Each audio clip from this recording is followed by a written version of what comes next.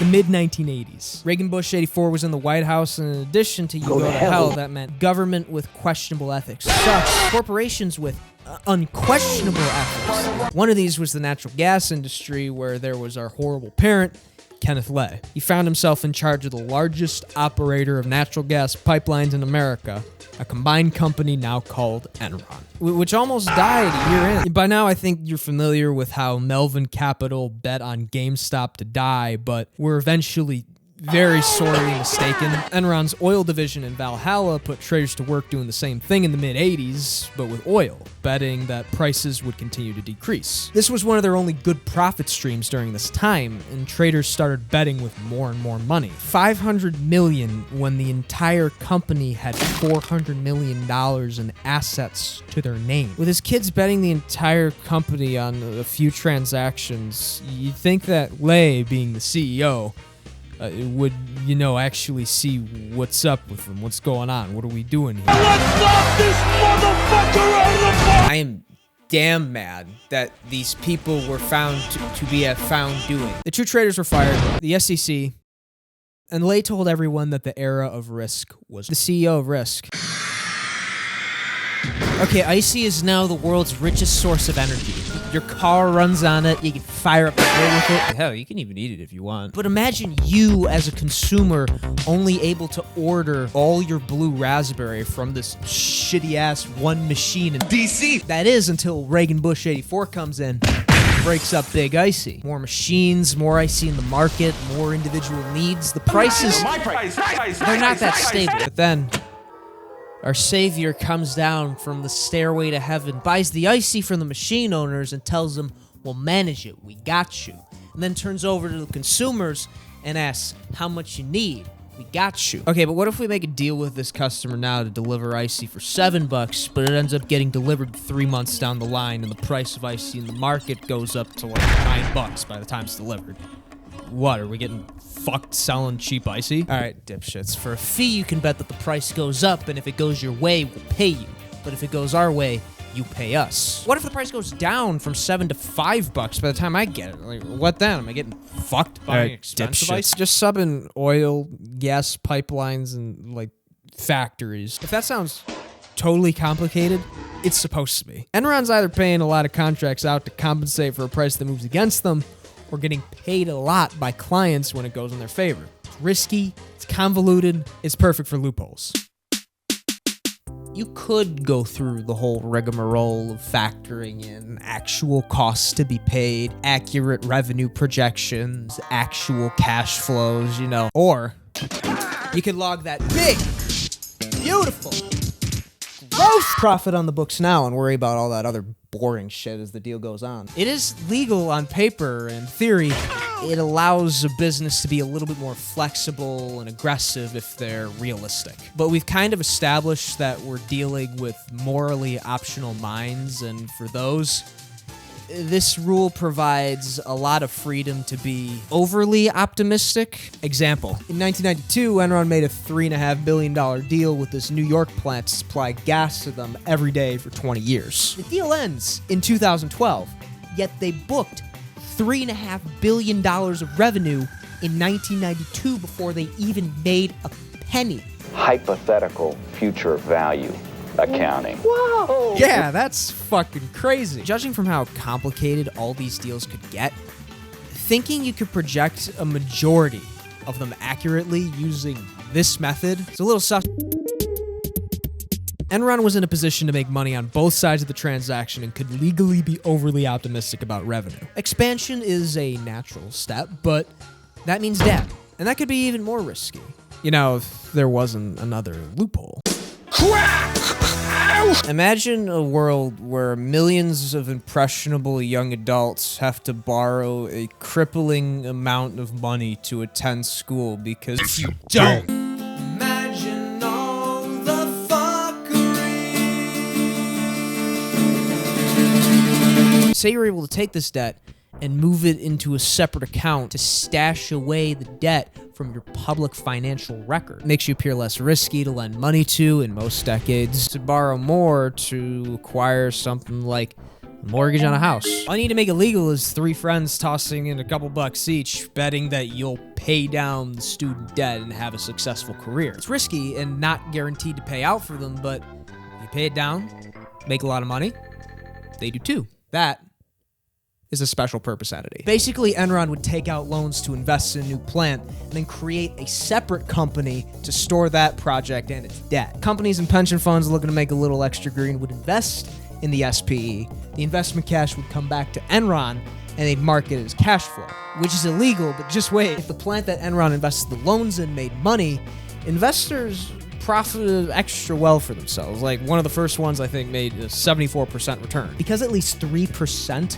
of the SPE is owned by outside investors, it's legally classified as separate, and Enron can transfer the debt from that project off its main balance sheet to the separate companies. Since the debt is now in the separate company, the main company appears less risky to invest in on Wall Street, increasing the safety rating and in turn, the value of the stock. Enron appears less risky to lend money to, opening the door fucking wide open for a whole bunch more borrowing and in turn, more investment in other projects. As long as the SPE generates returns, it's a loophole for gradual expansion. In 1993, they went overseas to the UK and built one of the biggest natural gas plants in the world.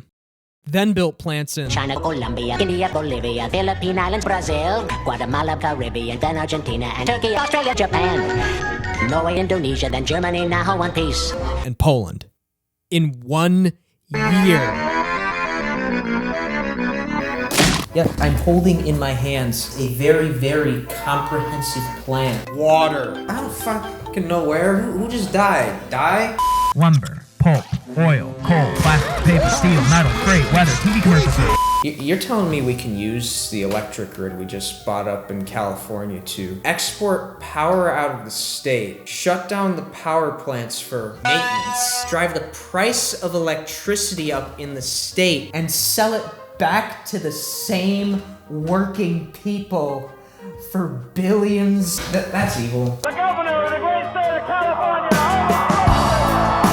Okay, it's a good meme. What do you think they're up to over there at Blockbuster? Oh, I 100% believe that they're funding terrorism. Like, why do you need that much money from late fees? Like, why do you charge like so much for my 2-day late copy of Mario Party 2? Like, who's that? We are going to use 2000 internet to stream movies on demand for Blockbuster. Do we even know how to do that? Those two numbers are pretty insane and tell a good story, but they don't happen without these 3 letters. By the time it was all said and done, Enron created hundreds of SPEs. Mark-to-market accounting did book revenue early in deals, but as those deals start to evolve over time, you have to readjust the numbers to account for actual returns. Most of the time, those deals didn't return the number they booked early on because it's fantasy, it's fiction, they made it up. Since Skilling wanted the company to look good all the time, they needed to do more and more and more riskier deals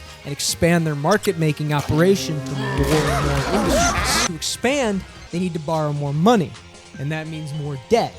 More SPEs to hide more debt. More SPEs inevitably lead to more failed projects. More failed projects lead to shit SPEs purposely bought by big banks to cover Enron's ass and keep the stock price up. Keeping the stock price up leads to more SPEs created solely to buy shit SPEs. Shit SPEs.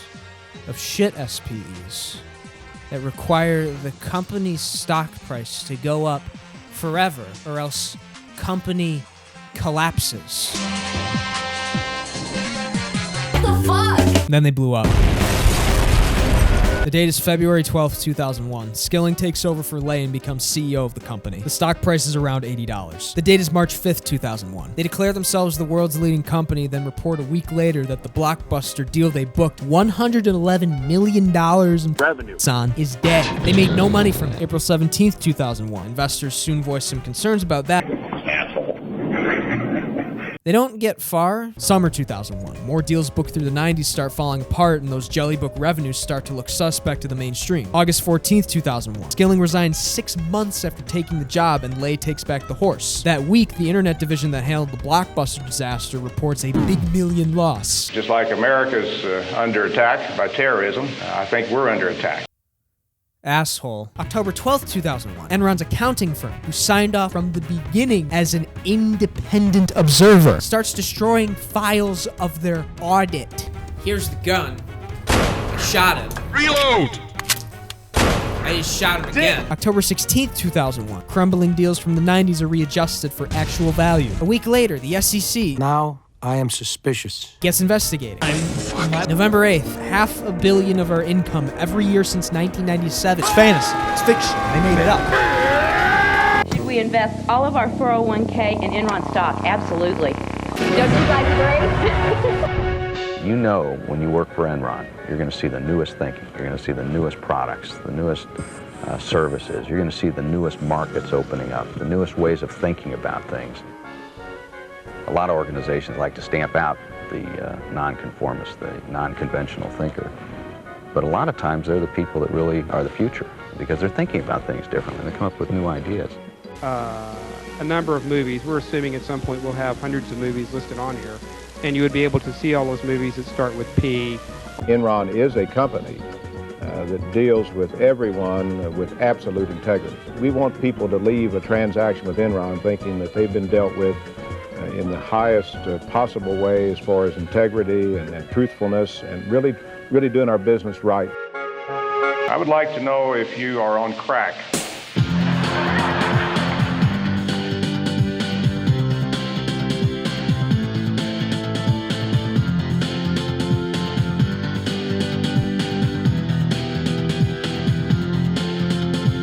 Diversity is good.